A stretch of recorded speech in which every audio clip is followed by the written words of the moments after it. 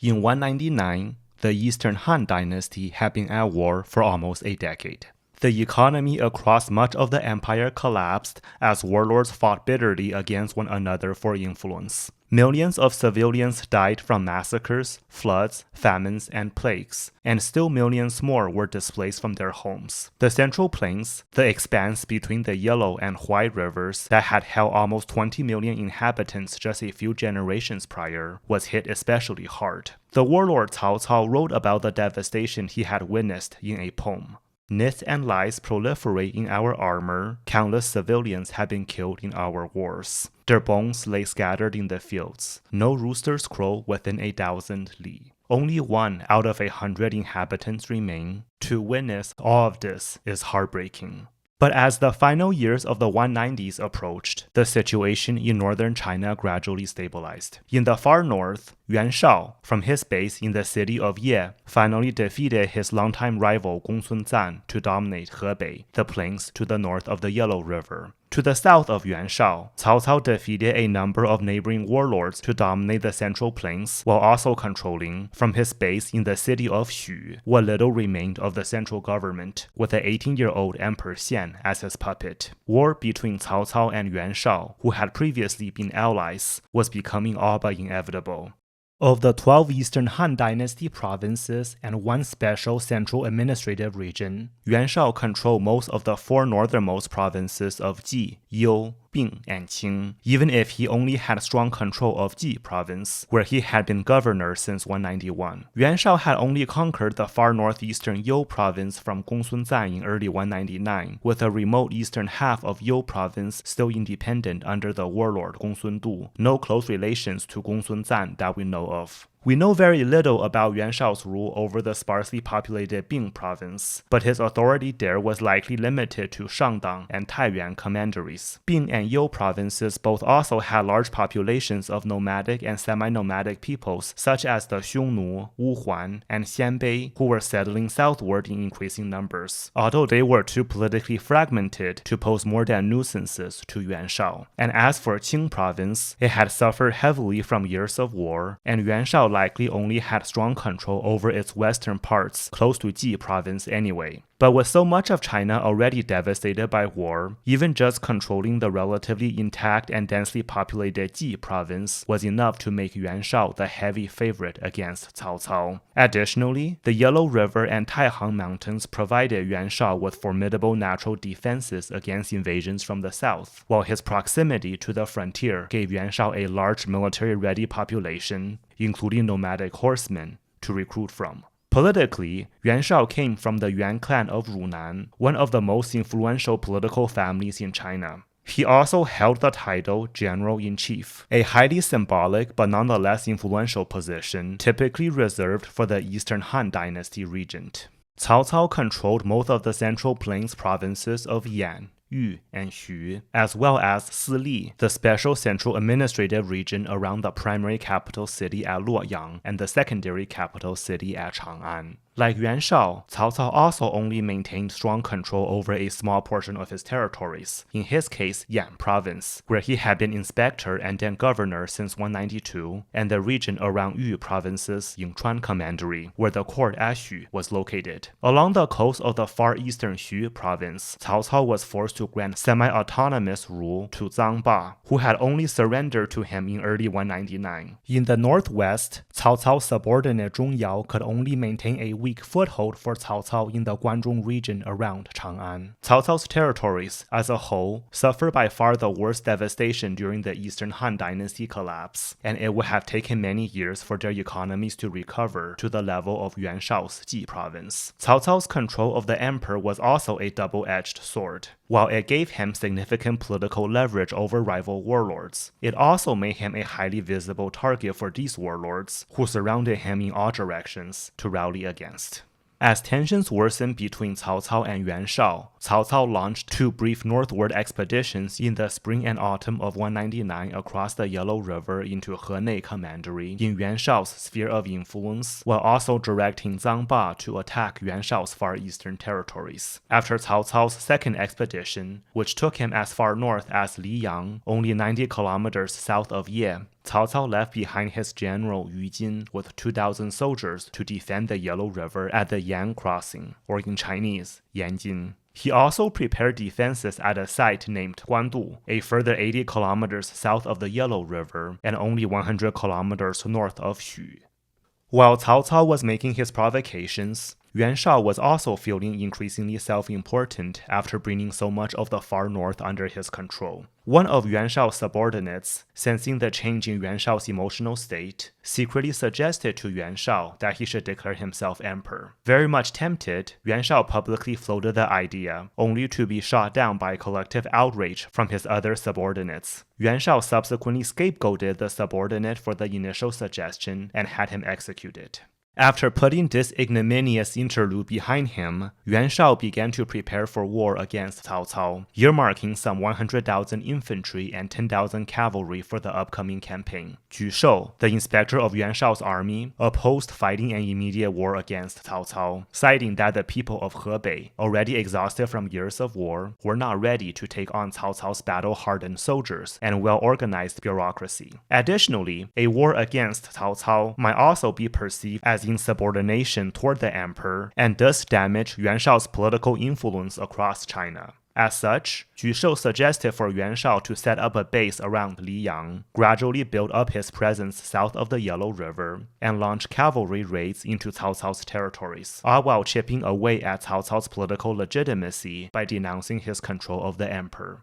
With time, Cao Cao would become so weakened that he could be defeated easily. Another of Yuan Shao's subordinates, Guo Tu, with the support of Shen Pei, criticized Ju Shou for being too cautious. They pushed for Yuan Shao to build on the momentum from his recent victories to seek a decisive engagement against Cao Cao. Yes, Cao Cao did control the emperor, but his control of the emperor was also illegitimate, and a large invasion from Yuan Shao could inspire Cao Cao's enemies to rise up against him. Because Yuan Shao was already significantly more powerful than Cao Cao, the best time to attack was the present moment, whereas Ju Shou's more methodical strategy risked giving Cao Cao the chance to catch up. Because of the influence of the novel The Romance of the Three Kingdoms and modern-day media such as TV shows and computer games, we tend to think about people such as Ju Shou and Guo Tu in overly simplistic terms. Well, Ju Shou has better ratings than Guo Tu, meaning Ju Shou is a better advisor, meaning Yuan Shao should be listening to him and not to Guo Tu. But real life does not work like that. Ju Shou and Guo Tu were both powerful politicians in their own right, with their own interests and motives. Ju Shou came from an influential family in Hebei, had been instrumental in helping Yuan Shao seize control of the province in 191, and went on to hold one of the most important civilian administrative positions under Yuan Shao, while simultaneously serving as the inspector of Yuan Shao's army. And so when Ju Shou complained that the people of Hebei were exhausted, what he likely really meant was that the Ji province elites like him were reluctant to go to war against Cao Cao. Since Cao Cao was not the existential threat to the security of Ji province that the pugnacious Gong Sun Zan had been, why go on distant adventures against him and risk suffering catastrophic losses in the process? Guo Tu, on the other hand, was among a group of Yuan Shao subordinates from Yingchuan Commandery. Politicians from the region around Yingchuan, including Yuan Shao, who came from neighboring Runan Commandery, had dominated Eastern Han Dynasty politics for a few preceding generations, but lost much of their previous influence after the central government collapsed in 190. With Cao Cao rebuilding the central government under him while promoting his own supporters, Guo Tu was seeing even more of his already diminishing political prospects slip away, and so needed Yuan Shao to seize the central government from Cao Cao ASAP. Besides, Guo Tu did not have to pay for the war or risk his compatriots dying in battle. That was Ju Shou's problem to worry about, so why hold back? For armchair generals like us blessed with a full advantage of hindsight, we might ask who between Ju Shou and Guo Tu had the better strategy. The answer is actually that they both had good strategies. Ju Shou's strategy would have taken longer to play out, and Guo Tu's strategy would have been riskier to carry out, but because Yuan Shao was already the overwhelming favorite against Cao Cao in 199, both strategies should have given him a high chance of victory.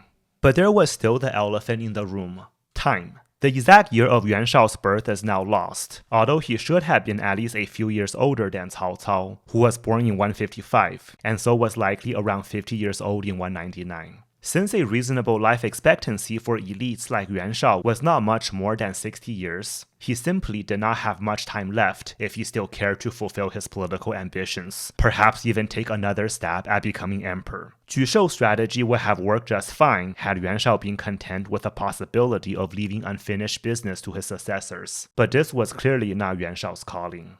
Even though Yuan Shao adopted Guo Tu's proposal, Guo Tu and his allies were still not done and warned Yuan Shao that Ju Shou was growing too powerful and becoming difficult to control. In light of Guo Tu's complaints, Yuan Shao split Ju Shou's command into three, giving some of Ju Shou's former responsibilities to Guo Tu and another politician named Chun Yuqiong, who had once served alongside both Yuan Shao and Cao Cao in the central government.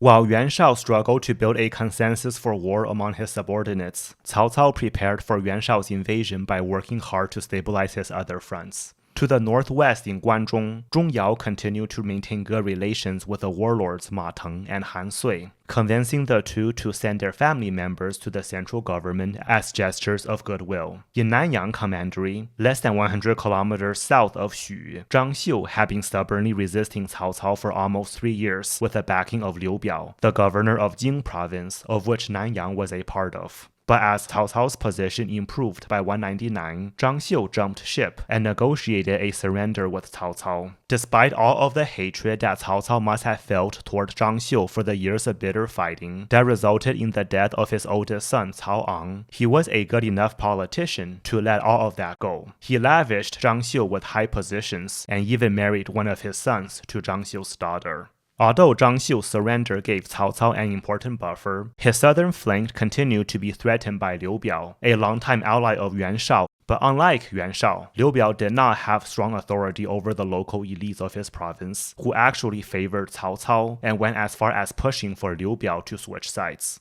Liu Biao was also in no position to prosecute an offensive war against Cao Cao. In late 199 to early 200, his general Huang Zu had suffered catastrophic defeats against Sun Ce in the lower Yangtze Basin, all while Zhang Xian, the governor of Changsha Commandery in southern Jing province, was also rebelling against him. Zhang Xian is now little more than a historical footnote because his rebellion ultimately went nowhere, but in 200, he had split off almost all of southern Jing province from Liu Biao. It was not inconceivable that the combined forces of Zhang Xian and Sun Ce, backed by Cao Cao, could drive Liu Biao out of Jing province altogether. Sun Ce, who had conquered most of Yang province at only 25 years old, remained a wild card. While his more direct enemy was Liu Biao, and he maintained good relations with Cao Cao, there were rumblings that he was contemplating a long-distance expedition against Xu to kidnap the emperor. Such a maneuver would have been stupidly reckless, to say the least, but Sun Ce was also young and crazy.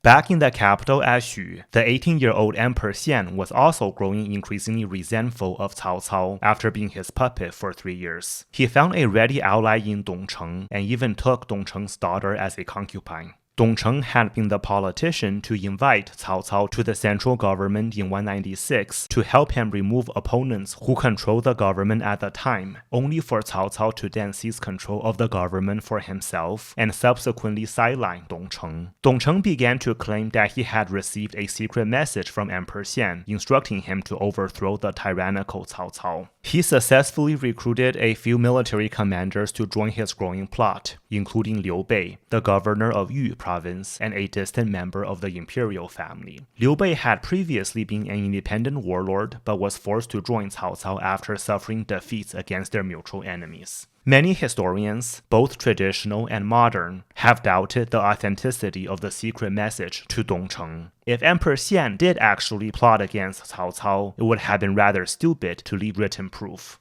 Additionally, Liu Bei, who went on to become one of Cao Cao's main opponents over the 2 ensuing decades, made no mention of the secret message in his later proclamations, even though such a directive would have been a slam dunk tap-in as far as propaganda tools are concerned. In the summer of 199, when the warlord Yuan Shu, stuck in his diminishing domain south of the Huai River, tried to relocate northward to join his kin Yuan Shao, Cao Cao sent Liu Bei eastward to intercept Yuan Shu. But instead of returning to Xu after defeating Yuan Shu, Liu Bei quickly seized control of Xu province, where he had previously been governor. He then formed alliances with both local bandits and Yuan Shao, who sent him cavalry reinforcements. Cao Cao, preoccupied with preparing the defenses at Guandu, could only send a small detachment eastward against Liu Bei, which was easily defeated. In early 200, Dongcheng's plot against Cao Cao was uncovered. Dongcheng and the co-conspirators were executed alongside their families. Even Dongcheng's daughter, who at the time was pregnant with Emperor Xian's child, was not spared. With Liu Bei still in open revolt against him, Cao Cao was faced with a dilemma. Stay put at Guandu with his main army to prepare for Yuan Shao's impending attack, or subdue Liu Bei first, but risk leaving Guandu exposed against Yuan Shao. Cao Cao decided to attack Liu Bei first, reasoning that because of Liu Bei's extensive ties to Xu province, he could not be afforded the time to consolidate his rule there. Cao Cao easily defeated Liu Bei near Xiaopei, and in the chaotic aftermath of the battle, Liu Bei fled northward to Qing province under the inspectorship of Yuan Shao's oldest son Yuan Tan, who gave Liu Bei safe passage to join Yuan Shao at Ye. As an example of the interconnected nature of war and politics in those days, Liu Bei, likely in his capacity as the governor of Yu province, had been the one to officially nominate Yuan Tan as a flourishing talent, a key step in the Eastern Han Dynasty cursus honorum, making him technically the patron of Yuan Shao's son. In Xu province, Cao Cao continued his offensive, easily capturing the provincial seat at Xiapi and taking Liu Bei's general Guanyu prisoner. While Cao Cao was campaigning in Xu province, Yuan Shao's subordinate Tianfeng urged him to immediately attack Cao Cao's exposed northern flank. Yuan Shao refused, ostensibly because his young child was sick at the time. But even though this episode, especially the famous detail about the sick child, has long been used to highlight Yuan Shao's indecision at critical moments, Yuan Shao actually did not sit idle. During Cao Cao's absence from Guandu, Yuan Shao sent an army southward to attack Yan Crossing, only for Yu Jin to successfully defend the garrison and then launch counterattacks once reinforcements arrived. Cao Cao's eastern expedition against Liu Bei also took less than 1 month to complete, too little time for Yuan Shao to do much else. After Cao Cao returned to Guandu, Tianfeng suddenly changed his advice to Yuan Shao, arguing that because the opportunity for a rapid victory was lost, Yuan Shao should abandon his plans for a quick campaign and instead revert to Jushou's slow and steady strategy against Cao Cao. Yuan Shao did not listen, but Tianfeng kept arguing with him. Yuan Shao finally had had enough of Tianfeng's complaining, accused Tianfeng of damaging his army's morale on the eve of an important expedition, and had Tianfeng thrown into prison. Yuan Shao's army finally finished assembling at Liyang in the second month of 200 of the traditional Chinese calendar, after which Yuan Shao sent Yan Liang, one of his top generals, southward across the Yellow River to attack Cao Cao's garrison at Baima. In the 4th month, Cao Cao led his army northward to relieve Baima, leaving behind his right-hand man Xinyu to oversee the government at Xu, while bringing along Xunyu's nephew Xunyou as an advisor. Acting on Xunyou's advice, Cao Cao feigned an attack from the Yan crossing against Yuan Shao's exposed flank, forcing Yuan Shao to divert troops westward to meet this threat.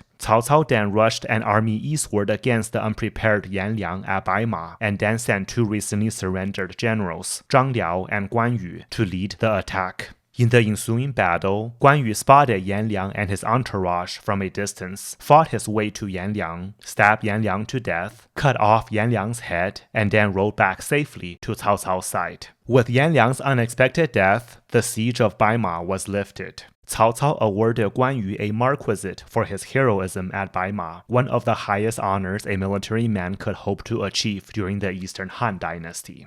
Cao Cao began to evacuate Baima, including its civilian population, southwestward along the Yellow River. Meanwhile, in Yuan Shao's camp, Jushou again urged caution, suggesting that instead of committing the full army southward across the Yellow River, Yuan Shao should set up his base at the Yan crossing and only send a detachment southward against Guandu. This way, should something unexpected happen at the front line, the bulk of the army could still safely return home. Yuan Shao did not listen. Frustrated, Jushou tried to resign his position and go home, citing health concerns. Yuan Shao responded by stripping Jushou of his command and giving it to Guotu, but still did not allow Jushou to go home. Cao Cao set up defensive positions on a dike of the Yellow River overlooking the Yan crossing and watched as some 5,000 to 6,000 horsemen under the joint command of Wen Chou, another one of Yuan Shao's top generals, and Liu Bei crossed the Yellow River and began to attack Cao Cao's baggage train that was being evacuated from Baima. Cao Cao launched a surprise charge with 600 horsemen against his disorganized enemies, repulsing the attack while killing Wen Chou in the process. Reputable surviving records do not mention how Wen Chou died, but some ancient writers, captivated by Guan Yu's heroism at Baima, attributed Wen Chou's death to Guan Yu, and this feat also became part of Guan Yu's legend.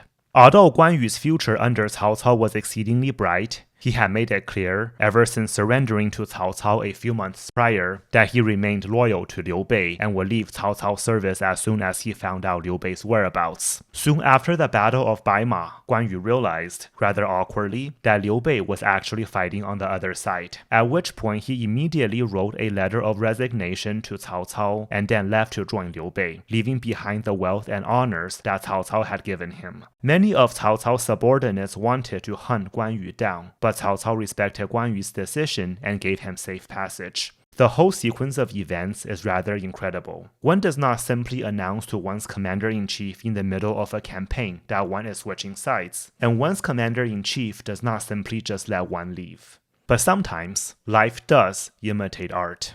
After his two quick victories against Yuan Shao, Cao Cao finally withdrew behind the defensive positions he had prepared at Guandu, an important choke point despite its location on the open plains. To the north of Guandu was the Ji River, a southern distributary of the Yellow River that no longer exists because the modern-day Yellow River has taken over its riverbed, and the Pu River, a branch of the Ji River and the namesake of the city of Puyang, where Cao Cao had campaigned against the warlord Lü Bu in 194. To the south and southeast of Guandu were the headwaters of various tributaries and sub-tributaries of the Huai River, some of which also follow significantly different courses now than they did 1800 years ago. The watershed between the Yellow and Huai River systems is only minimally elevated, and during the Han Dynasty was easily traversed by a network of canals. One canal line split off from the Ji River to connect eastward to the Bian River, which then emptied into the Si River at Pengcheng, modern-day Xuzhou, allowing for direct communication between Luoyang and the eastern seaboard of Xu province.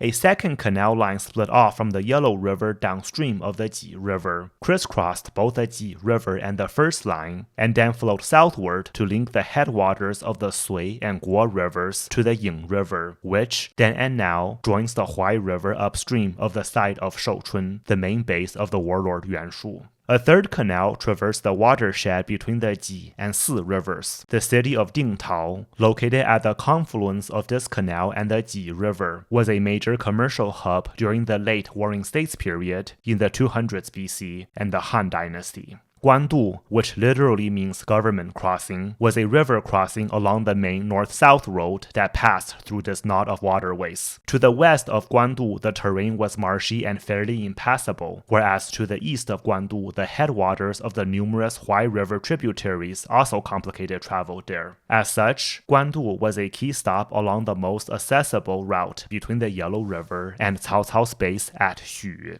At Guandu, Cao Cao received more good news. Sun Ce had been assassinated in Jiangdong. Although we tend to see Sun Ce as a hero, his rule in Jiangdong was in fact highly unpopular because not only did he come from a fairly undistinguished local family, but he had only managed to occupy the region in 196 with the support of Yuan Shu, a belligerent warlord widely disliked across China. From the perspective of many local elites in Jiangdong, Sun Ce was a sellout who brought in an outside army to occupy his homeland. Sun Ce had significant trouble winning the support of local elites in his core territories of Wu and northern Kuaiji commanderies, many of whom refused to serve in his government while secretly abetting rebellions against his rule, and Sun Ce responded with round after round of proscriptions against these elites. In early 200, as Sun Ce prepared for an expedition against Guangling, the southernmost commandery of Xu province and loosely a part of Cao Cao's sphere of influence, he went hunting and suddenly found himself separated from his guards while pursuing a deer. He was ambushed by 3 associates of a prominent local elite whom he had previously murdered, with one of their arrows piercing his jaw.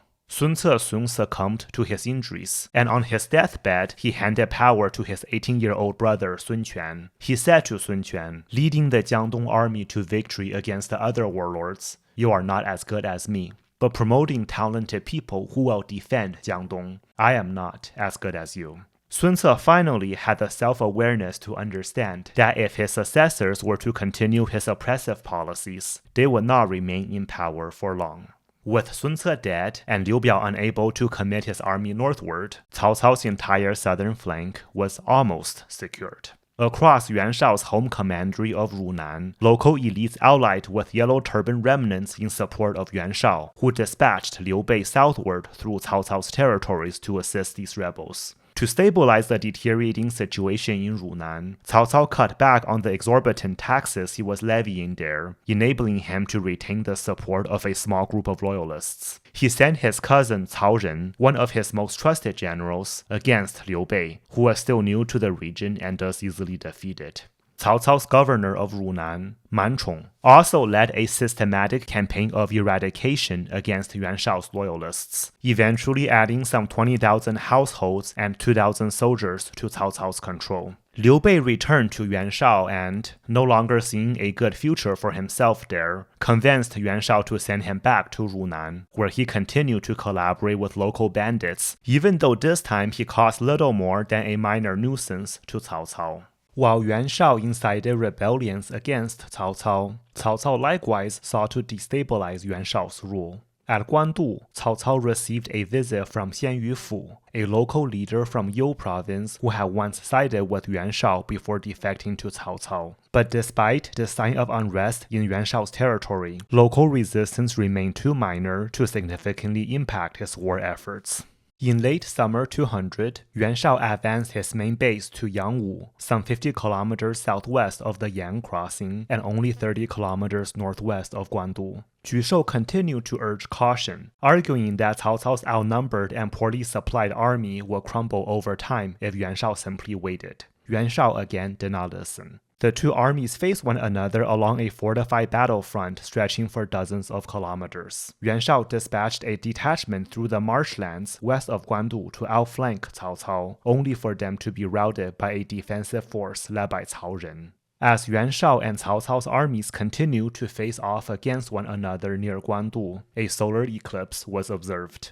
With solar eclipses, we can try to cross-reference ancient records with modern-day calculations, so shall we? The eclipse took place on the first day of the 9th month of 200 in the Chinese calendar, or September 26, 200 in the Western Julian calendar. If we check the solar eclipse database on the NASA website, we can see that there was indeed an annular solar eclipse that day, with a path of totality starting in what is now northeastern China and ending in the South Pacific. The soldiers at Guandu should have witnessed a pretty significant partial eclipse that day. Cao Cao sent his army out to fight against Yuan Shao's army, but was defeated and forced to retreat behind defensive positions. Yuan Shao's soldiers constructed earthen mounds to fire arrows into Cao Cao's positions, and Cao Cao's soldiers responded by building traction trebuchets to clear Yuan Shao's mounts. Yuan Shao's soldiers also tunneled into Cao Cao's camp, only to be intercepted by counter-tunnels inside Cao Cao's fortifications. Yuan Shao's army at Guandu is generally estimated to be around 100,000 strong, whereas the size of Cao Cao's army is really anyone's guess. Cao Cao's army was supposed to have been roughly 10,000 strong according to his biography in the Record of the Three Kingdoms, but this number was almost certainly understated to exaggerate his achievements against great odds. Had Yuan Shao's army really outnumbered Cao Cao's 10-1, we would not be talking about the Battle of Guandu, but rather the Siege of Guandu. Estimates of Cao Cao's army size basically come down to the question of how many soldiers he would have needed to successfully hold the defensive line against Yuan Shao. Such estimates usually put the size of Cao Cao's army at around 40,000 strong. Cao Cao was clearly the underdog at Guandu, but still had enough soldiers to give him a fighting chance. But as time went on, Jusho's analysis of Cao Cao's weaknesses was beginning to be proven true. Cao Cao's outnumbered soldiers were exhausted from years of campaigning, his grain supplies were running low, and his subjects across his territories were rebelling in growing numbers. As Cao Cao's situation grew increasingly dire, he wrote to Xinyu to discuss the possibility of abandoning Guandu for Xu. Xinyu replied with some much-needed words of encouragement, but also reminded Cao Cao that he had nowhere left to go. Guandu was already Cao Cao's last line of defense, and if he were to abandon Guandu, his army would likely face annihilation on the open plains. Yuan Shao, unlike Cao Cao, had near unlimited food supplies, but they had to be transported across long distances to the front lines via 2 supply depots south of the Yellow River at Gushi and Wuchao. Cao Cao's generals Cao Ren and Xu Huang successfully raided Gushi, destroying several dozen wagons of grain supplies. To further secure his supply lines, Yuan Shao sent Chun Yuqiong, one of the inspectors of his army, with 10,000 soldiers to defend Wuchao, to the northeast of his main base at Yangwu. Jusho again offered Yuan Shao advice, suggesting for a second army to be stationed near Wuchao for extra protection, and Yuan Shao again did not listen.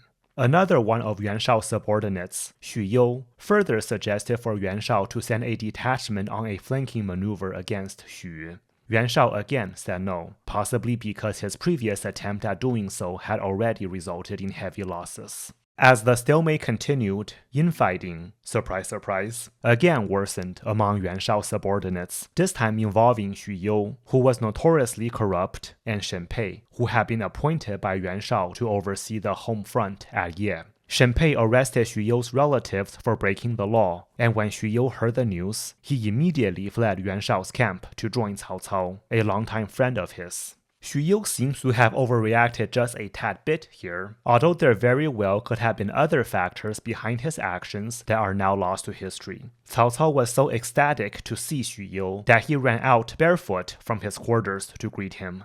Safe in Cao Cao's camp, Xu You asked Cao Cao how he planned to defeat Yuan Shao and how much food supplies he had left. Easy, Cao Cao answered. We have enough grain left for a whole year. That is not true, Xu You said. Try again. All right, we have enough grain for half a year. Xu You grew annoyed.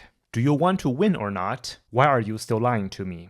Cao Cao finally admitted that his army only had 1 month of grain supplies left, and once that was depleted, he had no idea what else to do.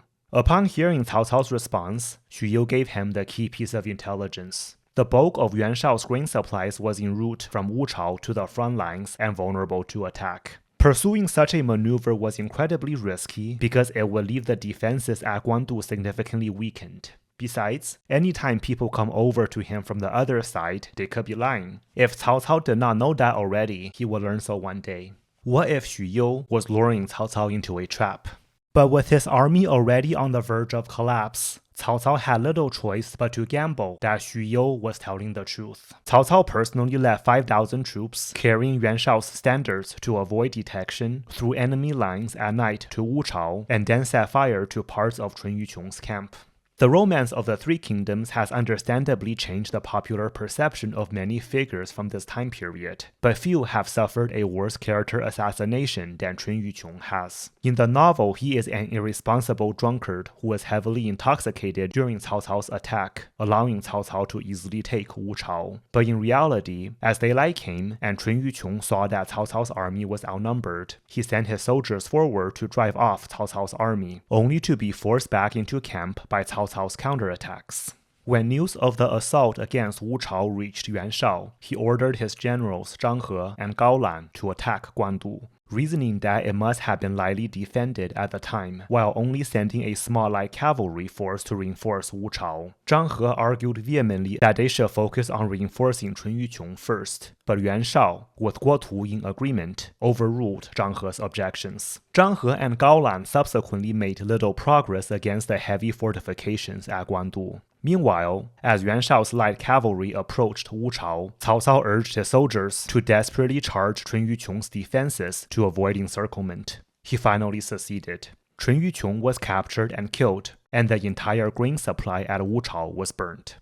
With the fall of Wuchao, Zhang He and Gao Lan's attack against Guandu became the remaining focal point of the campaign. There are two accounts about what happened next. In the first account, after the fall of Wuchao, Zhang He and Gao Lan simply destroyed their siege engines and surrendered to Cao Cao, presumably to save themselves. News of their betrayal, in turn, led to mass panic in Yuan Shao's main army. In the other account, which was adopted in the Romance of the Three Kingdoms, after news of the fall of Wuchao reached Yuan Shao's main army, the mass panic started first, at which point Guo Tu went to Yuan Shao and accused Zhang He of making inappropriate comments about the fall of Wuchao. After Zhang He heard about Guo Tu's complaints, he grew fearful and convinced Gao Lan to defect with him to Cao Cao. Some historians have been skeptical about the second account, since it only appears in Zhang He's biography and might have been invented to save Zhang He, who went on to become a high-ranking general under Cao Cao and his successors, from embarrassment. But regardless of which account, or a combination of the two accounts, is true, Yuan Shao's army organization collapsed from the dual shock of the fall of Wuchao and Zhang He and Gao Lan's betrayal. Sensing that all was lost, Yuan Shao and his son Yuan Tan abandoned their main army and fled northward across the Yellow River with only 800 horsemen. The fate of Yuan Shao's remaining soldiers near Guandu is unclear. According to the often repeated traditional narrative, most of the soldiers, with no safe route home, surrendered to Cao Cao, who then ordered the mass murder of some 70 to 80,000 of them, because he could not otherwise control so many prisoners. A more likely modern explanation is simply that as Yuan Shao's army organization collapsed, a large percentage of his soldiers scattered but still made their way safely north of the Yellow River to eventually regroup there. Ju Shou was captured.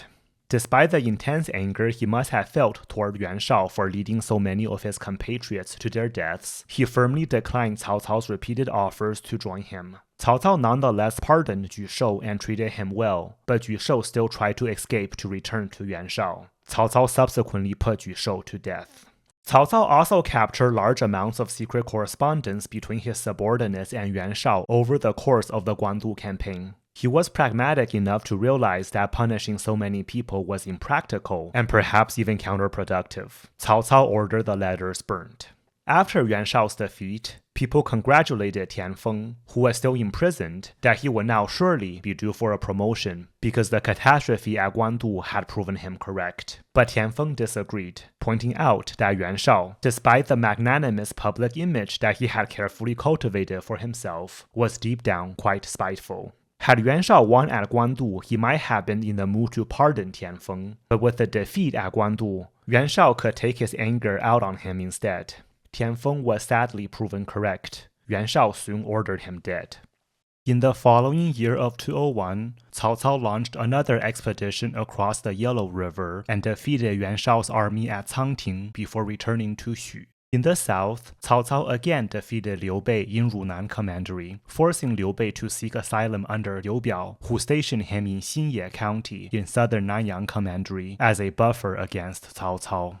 Along the coast of Xu province, where Cao Cao's control remained largely nominal, the local leader Chang Xi, who had previously joined Liu Bei's rebellion against Cao Cao in early 200, again rebelled. Cao Cao sent his cousin Xiahou Yuan, accompanied by Zhang Liao, to put down Chang Xi's rebellion. After several months of campaigning, Zhang Liao finally convinced Chang Xi to again surrender and return to Cao Cao's side. Although Guandu is widely considered to be one of the most decisive battles in Chinese history and paved the way for Cao Cao to conquer the rest of northern China, its immediate outcome was an underwhelming status quo antebellum. Cao Cao's victory at Guandu did not fundamentally change the fact that he was still surrounded by rival warlords in all directions, or that much of his territories were devastated by war, or that Yuan Shao's rule in Ji province remained highly popular. The fact that so many people with questionable loyalty to Yuan Shao, such as Ju Shou, Tianfeng, Xu You, and Zhang He, had either died or defected to Cao Cao, meant that Guandu, paradoxically, functioned like a political purge for Yuan Shao. And if Cao Cao did indeed kill 80,000 prisoners, that means large numbers of Yuan Shao's subjects would have had family members or friends murdered by Cao Cao and wanted revenge. Certainly, immediately after the defeats at Guandu and Cangting, Yuan Shao was still able to quickly retake much of the territories north of the Yellow River that Cao Cao had briefly occupied. With time, Yuan Shao looked to rebuild a smaller but more responsive domain in Hebei that still significantly outpowered Cao Cao's. But none of this went on to matter, because in mid-202, Yuan Shao died of illness, and a succession crisis immediately emerged. Of Yuan Shao's 3 adult sons, the oldest, Yuan Tan, the inspector of Qing province, had the automatic right to succession in traditional Chinese society, but Yuan Shao favored Yuan Shang, the youngest of the 3, supposedly because of the machinations of Yuan Shao's then wife, although blaming women for men's questionable choices is a common trope in Chinese history. Yuan Shao might have simply thought that Yuan Shang was more competent than his older brother, but it is impossible for us to know for sure now. As Yuan Tan continued on as the inspector of Qing province, the second son, Yuan Xi, was appointed the inspector of You province, while Yuan Shang stayed by his father's side at Ye. Yuan Tan was also designated as the official heir to Yuan Shao's predeceased older brother, technically removing him from Yuan Shao's direct line of succession. All these moves suggest that Yuan Shao was in the process of shaking up his line of succession when he suddenly died. Among Yuan Shao's subordinates, Guo Tu and Xin Ping, both from Yingchuan Commandery, sided with Yuan Tan, whereas Shen Pei and Pang Ji sided with Yuan Shang. After Yuan Shao's death, most of the Hebei leadership favored Yuan Tan as his successor, but Shen Pei and Pang Ji forged Yuan Shao's will to install Yuan Shang instead. Yuan Tan arrived at Ye too late to claim succession, but instead of returning to Qing province, he remained nearby at Liyang, adopting the title General of Chariots and Cavalry that his father had once held. When Yuan Shang refused his request for more troops and supplies, Yuan Tan retaliated by killing Pang Ji, who was with him in Liyang at the time. In late 202, Cao Cao crossed the Yellow River to attack Yuan Tan, forcing him to seek help from Yuan Shang. Faced with Cao Cao's growing threat, Yuan Shang left Shen Pei in charge of Ye and personally led an army to reinforce his brother. Despite their combined forces, the 2 brothers suffered multiple defeats, withdrew behind Liyang's fortifications, and eventually abandoned Liyang to retreat to Ye. Cao Cao pursued the brothers but was defeated by Yuan Shang in a counterattack, forcing him to abandon the campaign and return to Xu. To further divert Cao Cao's attention away from Hebei, Yuan Shang directed his uncle Gao Gan, the inspector of Bing province, to occupy much of Hedong Commandery in Cao Cao's sphere of influence. Hu Chuquan, the Chanyu, that is, the supreme ruler of the southern Xiongnu, also rebelled against Cao Cao from his base in Pingyang, modern-day Linfen. Zhong Yao led his army out of Guanzhong to besiege Hu Chuquan at Pingyang, but made little progress until his envoys finally convinced the northwestern warlord Ma Teng, who had been trying to play both sides of the conflict, to finally back Cao Cao. Supported by over 10,000 reinforcements under the command of Ma Teng's son Ma Chao, Zhong Yao finally routed Yuan Shang's troops near Pingyang, with Ma Chao's subordinate Pang De distinguishing himself in the battle. Hu Chuquan, isolated in Pingyang, subsequently surrendered to Zhong Yao. In the south, Liu Biao tried to take advantage of Cao Cao's absence from Xu by sending Liu Bei on a northward expedition, only for him to be intercepted by Cao Cao's army under the command of Xia Houdun, a cousin of both Cao Cao and Xia Houyuan, as well as Yu Jin and Li Dian. Liu Biao burned down his campsite and retreated, luring Xia Houdun into an ambush at Buowang, and Xia Houdun only escaped with Li Dian's timely arrival. In the Romance of the Three Kingdoms, the Battle of Buowang is an unprovoked attack from Cao Cao against Liu Bei and takes place 6 years later, in 208, as the first victory of Liu Bei's strategist Zhuge Liang, who in real life had long yet to join Liu Bei. But despite the victory at Buowang, Liu Biao still lost his appetite to wage further wars against Cao Cao. In any case, there were other fronts that he needed to focus on. Although Zhang Xian died of illness and the southern commanderies of Jing province subsequently returned under his control, Liu Biao continued to face significant threats down the Yangtze River in Yang province from Sun Quan, who was consolidating his rule there. The armies of Jing and Yang provinces fought multiple battles against one another during the first decade of the 200s, with neither side making meaningful progress. Liu Biao also tried to expand his influence into the far southern Jiao province, but made little progress against Shi Xie, a native of Jiaozhi Commandery in what is now northern Vietnam, who was granted suzerainty over the whole province by Cao Cao to resist Liu Biao. In early 203, Cao Cao again attacked Liyang, forcing the Yuan brothers to retreat behind the walls of Ye. Acting on the analyses of his advisor Guo Jia, Cao Cao left a garrison at Liyang and then withdrew across the Yellow River, reasoning that the Yuan brothers might turn against one another once Cao Cao's immediate threat was gone. Sure enough, Yuan Tan soon asked Yuan Shang for equipment and reinforcements to chase down Cao Cao's retreating army, and Yuan Shang immediately grew suspicious of Yuan Tan's intentions and refused his request. Guo Tu and Xin Ping further fanned Yuan Tan's anger, prompting Yuan Tan to attack Yuan Shang outside the gates of Ye. Yuan Tan was defeated and fled to Nanpi in eastern Ji province. Yuan Tan continued to suffer defeats against Yuan Shang while rebellions broke out against him in Qing province, eventually taking up defensive positions in Pingyuan Principality in western Qing province. Liu Biao tried to mediate between the brothers, but was ignored.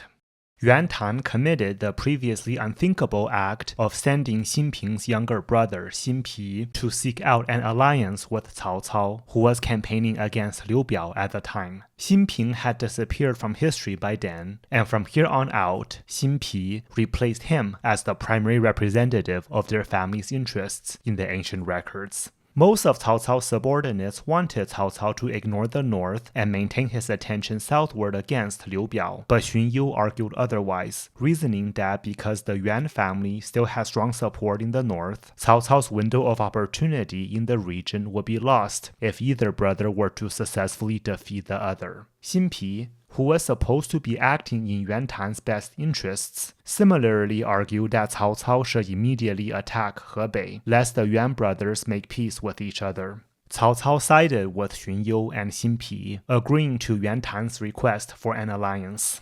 Cao Cao subsequently returned to Liyang with his army, forcing Yuan Shang to also abandon his campaign in Pingyuan and retreat to Ye. Several of Yuan Shang's generals surrendered to Cao Cao, but Yuan Tan tried to get them to join him instead. Cao Cao, despite being not too pleased by this development, managed to restore his alliance with Yuan Tan by setting up a marriage alliance between his son and Yuan Tan's daughter. In early 204, Yuan Shang again attacked Yuan Tan at Pingyuan, leaving behind Shen Pei to oversee the defense of Ye against Cao Cao, who had by then overseen the completion of a canal connecting a local tributary of the Yellow River to the Zhang River to bring forward the supplies needed for a siege against Ye.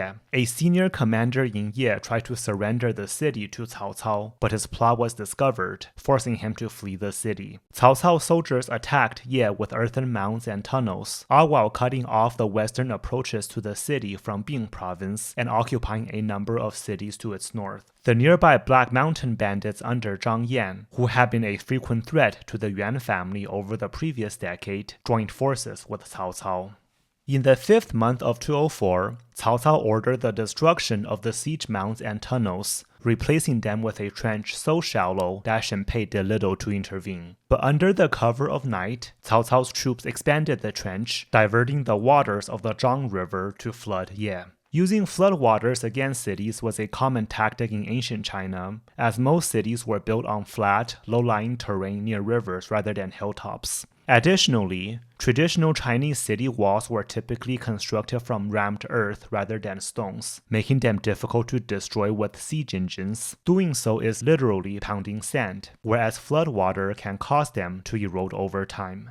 As the siege continued, more than half of Ye's population died of starvation. In the 7th month of 204, Yuan Shang arrived from the western foothills of the Taihang Mountains with an army 10,000 strong to attempt to lift the siege, lighting beacons to coordinate an assault with Shen Pei. Cao Cao quickly drove Shen Pei's forces back into the city and then decisively defeated Yuan Shang in multiple engagements, forcing him to retreat north into Zhongshan Principality. In Ye, Shen Pei remained defiant. One day, as Cao Cao inspected the front lines, crossbowmen under Shen Pei's command fired upon him, only narrowly missing their target. On the second night of the 8th month, or September 13th, 204 in the Western calendar, Shen Pei's nephew betrayed the city by opening its gates to Cao Cao's army. Shen Pei fought valiantly in the streets but was eventually captured. Xin Pi, still with Cao Cao at the time, searched for his family members in the city's prisons, only to discover that they had all been executed on Shen Pei's orders. Shen Pei was brought before Cao Cao, who taunted him. "Why fire so many shots at me the other day?" "I wish there were more," Shen Pei answered. Cao Cao initially wanted to spare Shenpei, but Shenpei remained defiant. With Xinpi also demanding retribution, Cao Cao had little choice but to order Shenpei beheaded. Even in his final moments, Shenpei asked to face northward because his lord Yuan Shao was in that direction.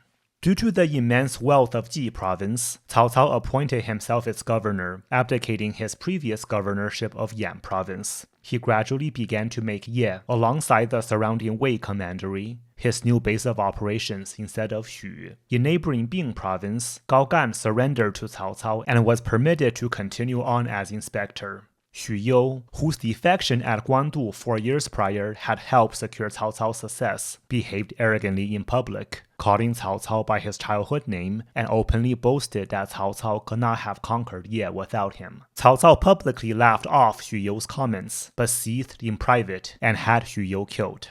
Cao Cao visited Yuan Shao's tomb and wept openly before the gathered dignitaries. He showed respect to Yuan Shao's family members who had survived the horrors of the city's sacking, but still not all of them. According to one likely sensationalized account, Cao Cao coveted Yuan Xi's wife only for his 17-year-old son, Cao Pi, to claim her first and force her into marriage. Cao Pi's son, Cao Rui, who would later become Emperor Ming of the Cao Wei dynasty, was born suspiciously soon after the fall of Ye, and this has fueled a popular controversy that Emperor Ming was actually Yuan Xi's biological son. While this juicy theory would have given Yuan Shao a poetic final revenge against Cao Cao, the most plausible explanation is that Chen Shou, the author of the Records of the Three Kingdoms, simply misrecorded Emperor Ming's age. In any case, Yuan Xi was not present at Ye during the 6-month-long siege, making him unlikely to be the father either, unless Cao Pi married a visibly pregnant woman, raised her child as his own, and somehow managed to cover up these scandalous details from his many political enemies. As Cao Cao besieged Ye, Yuan Tan occupied large regions of northern and eastern Ji province. He also attacked Yuan Shang, absorbing much of Yuan Shang's remaining troops, while Yuan Shang fled to You province to join Yuan Xi. After capturing Ye and seeing Yuan Tan expand across Ji province without his approval, Cao Cao accused Yuan Tan of betraying their alliance. He annulled their marriage pact, sent Yuan Tan's daughter back to him, and attacked Nanpi in the winter of 204 to 205. The battle was hard-fought, but Cao Cao ultimately prevailed. Yuan Tan attempted to escape, but was hunted down and killed, and Nanpi soon fell. Yuan Tan's family was executed, although the fate of Cao Cao's former daughter-in-law remains unknown. Guo Tu and his family were also put to death, and most of Yuan Tan's remaining followers in Ji and Qing provinces surrendered to Cao Cao. With the Yuan family largely defeated, Cao Cao began recruiting scholars from their former territories to consolidate his rule. Xinpi obviously stayed on with Cao Cao, and he would go on to become a high-ranking government official under Cao Cao and his successors. Another was Cui Yan, who had previously served under Yuan Shao but narrowly escaped execution during the civil war between the Yuan brothers after refusing to serve either side. Cui Yan soon became one of Cao Cao's most trusted advisors, and his family, the Cui clan of Qinghe, would go on to become one of the most prominent political families in early medieval China. Another was Chen Lin, one of the most celebrated writers of the time, who had drafted Yuan Shao's official declaration against Cao Cao on the eve of the Guandu campaign. It begins with Cao Cao's shameful background. His father was the adopted son of a eunuch and accuses him of moral depravity, cruelty, and tyranny against the emperor, the bureaucracy, and the common people. It emphasizes that Cao Cao only rose with Yuan Shao's continued support, but still ultimately betrayed his benefactor. With political legitimacy on his side and the full might of the north, Yuan Shao declares overwhelming force against Cao Cao and calls on all loyal subjects of the emperor to join him. Despite Yuan Shao's defeat, the document is still considered one of the finest declarations in Chinese history. With Chen Lin as his prisoner, Cao Cao asked, "It is fine if you insult me, but why drag my family into it?" Chen Lin replied, "The arrow was on the bowstring. It had to be fired." Cao Cao respected Chen Lin's talents and kept him on staff, enlisting his help to draft future documents. Cao Cao continued to consolidate his rule in Hebei. Over 100,000 Black Mountain bandits under Zhang Yan, who was already allied with Cao Cao, officially joined his forces. In You province, several of Yuan Xi's subordinates rebelled, defeated Yuan Xi in battle, and then joined Cao Cao. Yuan Xi and Yuan Shao fled to Liaoxi Commandery in remote eastern You province, where they sought asylum under Ta Dun, a powerful leader of the Wuhuan, a nomadic people who had been settling in You province for generations, gradually taking up settled agriculture and serving as auxiliaries in the Eastern Han armies while maintaining much of their tribal identities. During the turmoil of the preceding 15 years, many Wuhuan tribes allied with the Yuan family and grew increasingly powerful, even exerting control over hundreds of thousands of the Han Chinese in the region. Ta Dun allied with other Wuhuan tribes and the Yuan brothers to attack western You province, especially Cao Cao's associate Xinyu Fu. Rebellions also broke out against Cao Cao's rule there, killing a number of Cao Cao's newly appointed local officials. In response to these threats, Cao Cao rushed his army into You province, putting down the rebellions and forcing the Wuhuan to withdraw.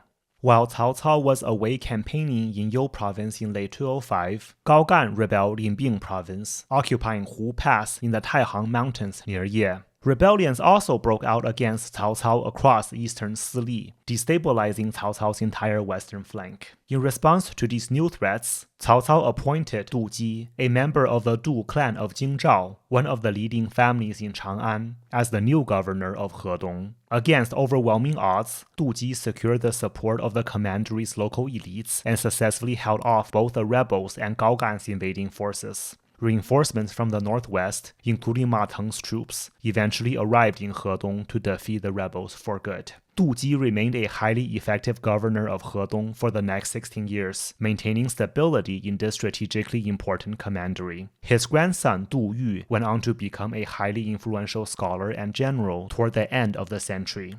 Du Yu, in turn, had some very famous descendants.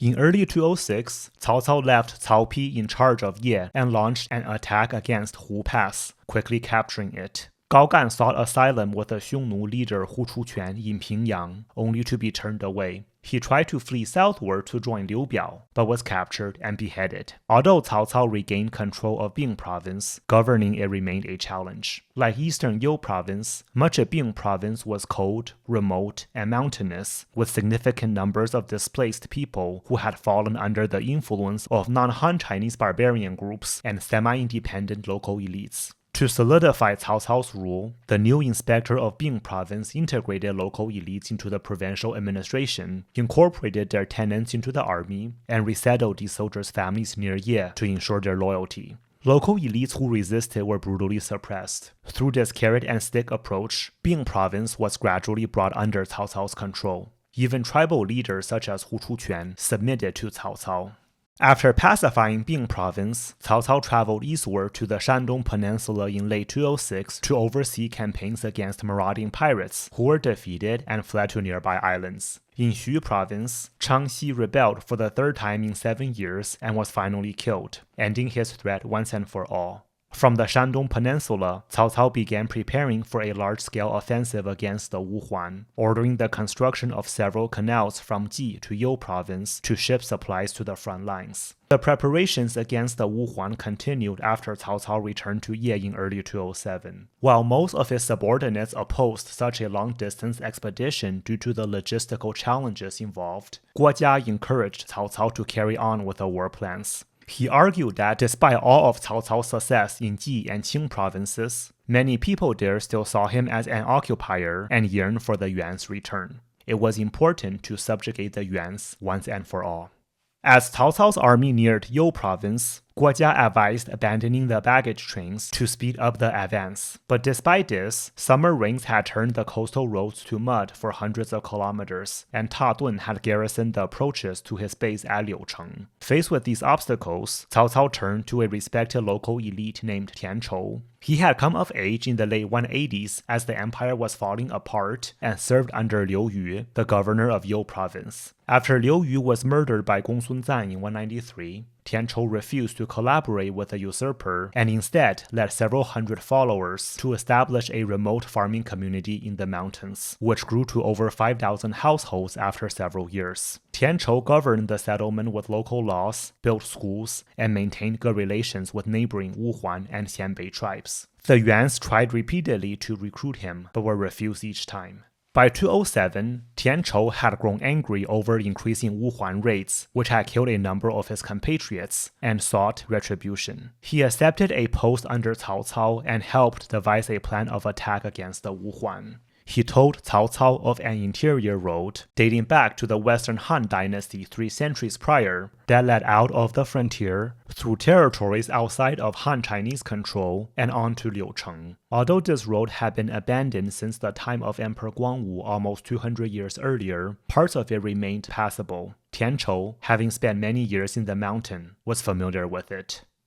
Following Tian Chou's advice, Cao Cao feigned a retreat from the coast. Then, with Tian Chou as a guide, he led his army beyond the frontier fortifications and traveled for hundreds of kilometers undetected until they were barely 80 kilometers away from Liucheng. Ta Dun, along with other Wuhuan leaders and the Yuan brothers, rushed tens of thousands of horsemen to face Cao Cao's army, which had taken up the high ground at White Wolf Mountain. Seeing that his enemies were unprepared for battle, Cao Cao ordered Zhang Liao to lead the charge. The Wuhuan army was annihilated. Ta Dun and many leaders were killed, and some 200,000 barbarian and Han Chinese in the region eventually submitted to Cao Cao. Zhang Liao's reputation as one of the leading generals of his time was cemented by this victory, even if his most famous exploits were still to come. The Battle of White Wolf Mountain permanently broke the power of the Wuhuan, and they would never again play a meaningful role in Chinese history.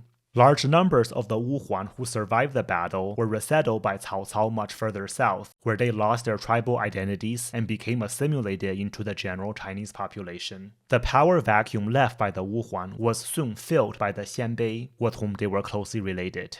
The Yuan brothers fled to far eastern You province to seek asylum under Gongsun Kang, the son of Gongsun Du, who had died of illness in 204. But instead of further pursuing the brothers, Cao Cao decided to return home, reasoning that the Yuan brothers and Gongsun Du would turn against one another once the immediate threat of invasion was gone. Sure enough, the Yuan brothers conspired to launch a surprise attack against Gongsun Kang and occupy his territories, but Gongsun Kang was one step ahead. After the brothers entered the building at his invitation, soldiers he had hidden in the stable seized the brothers, tied them up, and forced them to sit on the frozen ground outside. Yuan Shao, shivering, asked for a mattress. Yuan Xi mocked him, saying, "Our heads are about to travel a long distance. There's no need for a mattress." Gongsun Kang had the brothers summarily beheaded and their heads sent to Cao Cao. As winter set in, Cao Cao's army, freezing and short on food and water, suffered heavy losses. After finally reaching safety, Cao Cao asked for the names of those who had warned him against the expedition. These subordinates, well aware of Cao Cao's ruthlessness, were fearful, but to their surprise, Cao Cao rewarded them generously. He told them that although the Wuhuan campaign had succeeded, he might not be so lucky next time. He encouraged these subordinates to keep speaking out against any reckless plans he might make in the future. Two prominent figures under Cao Cao died during the Wuhuan campaign. One was Guo Jia, the architect of the campaign, who died of illness on the return journey. The other was Zhang Xiu, who had by then been serving under Cao Cao for 8 years, distinguishing himself in numerous battles. There are two conflicting accounts of Zhang Xiu's death. One says he died of illness during the march to Liucheng, a plausible, albeit unremarkable end. The other, juicier account states that Zhang Xiu encountered Cao Cao's son Cao Pi, who confronted him over the death of his older brother, Cao Ang, in battle more than 10 years earlier. Fearing that this was a sign he might soon be purged, Zhang Xiu killed himself. If this latter story is true, it serves as a reminder that even though powerful people like Cao Cao have often been happy to compromise with their enemies, they still prefer to have the final word. On his way home from the Wuhuan campaign, Cao Cao and his army passed by the Jie Rock, a site whose exact identity is now debated. Some believe it is a mountain peak, and others a rocky promontory jutting into the sea, but in either case, it is a vantage point near the modern port city of Qinhuangdao. The city's name, meaning Qin Emperor's Island, is in reference to Qin Shi Huang, the first emperor of China, who visited the area in 215 BC while touring the far corners of his newly conquered empire. Qin Shi Huang climbed the Jie Rock to behold the sea, and even for a conqueror like him, who had bent nearly all of the known world under his will, the sight of such an immense, unconquerable force must have filled him with awe. He sent local alchemists to sail out into the eastern sea to seek the secrets to immortality from the gods. And here was Cao Cao, 420 years later, who wrote, "I traveled east to the Jie Rock to gaze upon the boundless sea. How the waters surge and sway, the island peaks stand tall. The trees grow thick, the grasses flourish, the autumn wind rustles, the waves swell. The movements of the sun and moon as to emerge from its mist, the shimmering of the stars and Milky Way as to emerge from its depth.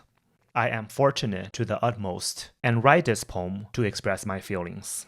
Perhaps in those moments, he reflected on the life he had led. As a young man, he had dreamed of restoring the Eastern Han dynasty. A quarter of a century had passed since then, during which he endured grueling campaigns and improbable victories, finally restoring peace to much of the north. But in the process, he had also brazenly ignored political conventions, brutalized civilians and rivals alike, and ultimately became the very person that his younger self would have raised an army to overthrow. And yet, he was not done. Even nearing the twilight of his career at 52 years old, he still had enemies left to destroy, territories left to conquer. As he went on to write, 神龟虽寿，犹有尽时，腾蛇乘雾，终为土灰。老骥伏枥，志在千里，烈士暮年，壮心不已. The divine tortoise may live a long life, but it still comes to an end. The flying serpent rides through the mist, yet it too finally turns to dust. The old horse, barely standing by the trough, still dreams of galloping 1,000 li. The hero, in his twilight years, his ambition remains unwavering as before. Cao Cao returned to Ye in 208 and soon reorganized the government to consolidate even more power under his direct control. He abolished the roles of the three excellencies, the three joint heads of the bureaucracy, including his own position, the excellency of works, and combined their roles into that of the imperial chancellor, or in Chinese, 丞相. The imperial chancellor had been the head of the bureaucracy during the Qin and Western Han dynasties, but the position grew so powerful that its holders could often challenge imperial authority, and was replaced by the three excellencies towards the end of the Western Han dynasty. By reinstating the title of 丞相, Cao Cao overturned over 2 centuries of political precedent designed to prevent the overconcentration of power. He was no longer the plucky warlord who stood up against his more powerful opponents, but rather the tyrannical, villainous imperial chancellor Cao, Cao 丞相. Cao Cao appointed Cui Yan and Mao Jie, another trusted subordinate, to head the departments of West and East in the imperial chancellor's office, respectively, where they oversaw the recruitment of government officials. Cui Yan and Mao Jie were both known for their integrity, and under their leadership, many talented people found their start in Cao Cao's service, including Sima Lang, a native of Henei Commandery. Sima Lang's 29-year-old younger brother Sima Yi was also called up to serve, but he feigned illness to decline the appointment. Cao Cao finally threatened Sima Yi with arrest if he did not comply, and Sima Yi, very much in character for him, quickly acquiesced.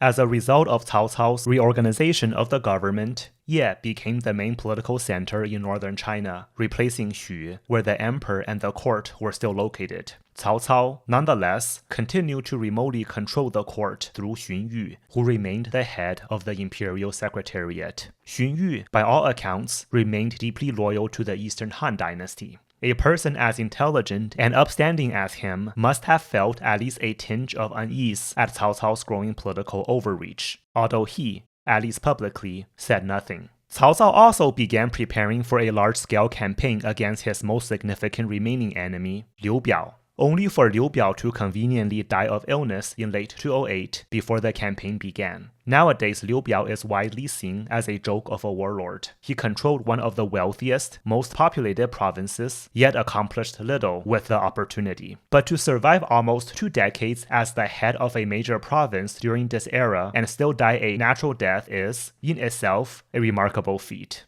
Internally, he adeptly secured the loyalty of key local factions while fending off repeated challenges to his position. Externally, he still showed interest in expansion when situations allowed, although perhaps not with the best results. A more imaginative leader might have achieved greater expansion, but such a leader would have almost certainly caused more suffering among his subjects. And that, perhaps, was Liu Biao's greatest achievement. While much of the empire was ravaged by war, he preserved a stable realm for a whole generation, providing refuge to large numbers of displaced peoples. He was also an exceptional scholar in his own right, building schools and compiling vast collections of Confucian writing that continue to be read during the Tang Dynasty 500 years later, although these works have since been lost.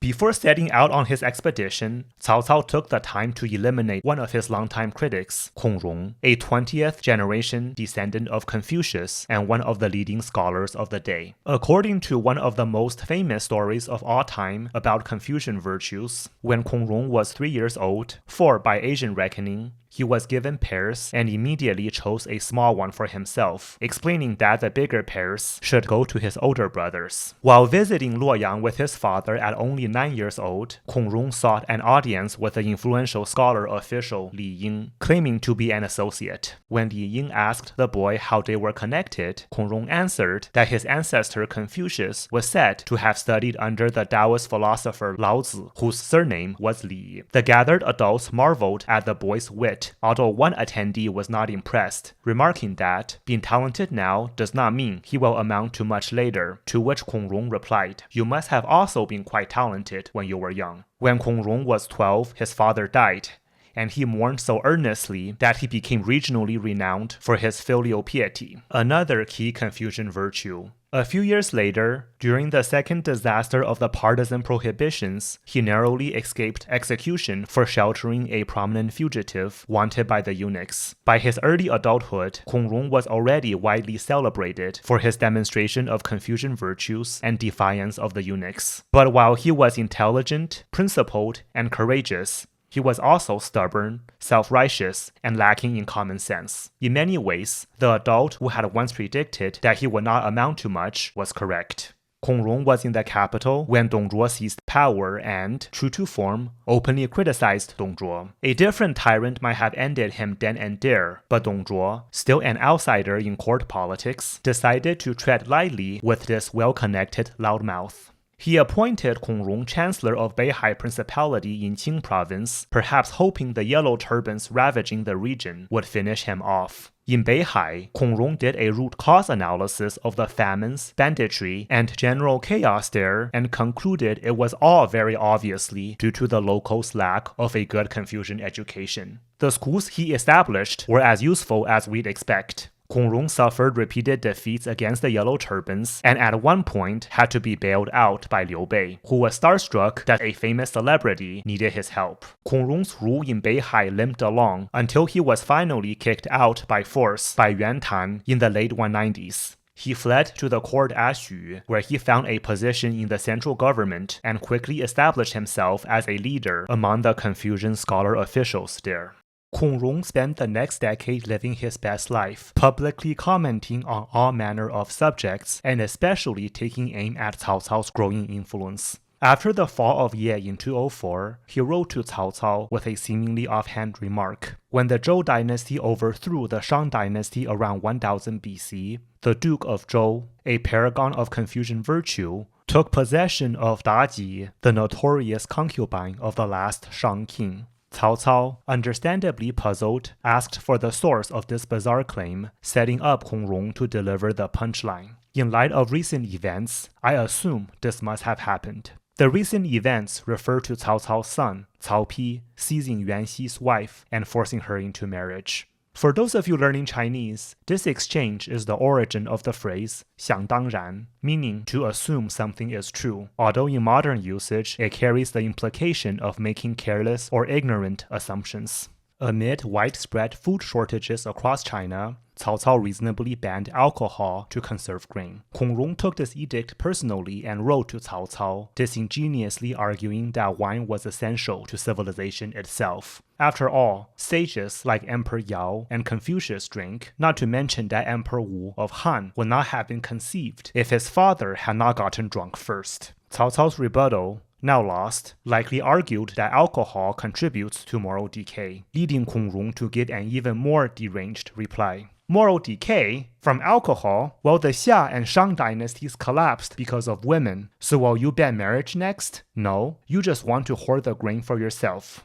Kong Rong also criticized Cao Cao on more substantive issues, including the Wuhuan campaign and Cao Cao's growing ambition to make Ye the new political center of China. After returning from the Wuhuan Expedition, Cao Cao was finally ready to deal with him. He could have simply had Kong Rong executed, something that any run-of-the-mill strongman could do, but Cao Cao was more sophisticated than that. Instead, he had Kong Rong arrested on multiple charges, including harboring seditious intent during his tenure as Chancellor of Beihai a decade earlier and for slandering the emperor. Kong Rong, very much an equal opportunity offender, mocked whomever he pleased, including Confucius, who, aside from being a revered sage, also happened to be his own ancestor. He also made some genuinely bizarre remarks, once asking, "Why should a son love his father? The father only conceived him out of lust." The same goes for the mother. Once an object is removed from the vase, what connections remain? For these comments, Kong Rong was charged with a lack of filial piety, one of the core virtues of the Han dynasty and, ironically, the very value that had first made him famous. He was publicly beheaded along with his immediate family, a tragically common punishment throughout Chinese history. When Kong Rong's arrest was announced, panic swept through his household. Although two of his sons, just 8 and 7 years old, continued playing their games as if nothing had happened. Cao Cao's lieutenants soon arrived to arrest Kong Rong, who pleaded for the two boys to be spared. The boys turned to him and said calmly, "Father, do you not see that when a bird's nest falls to the ground, no egg could remain unbroken?"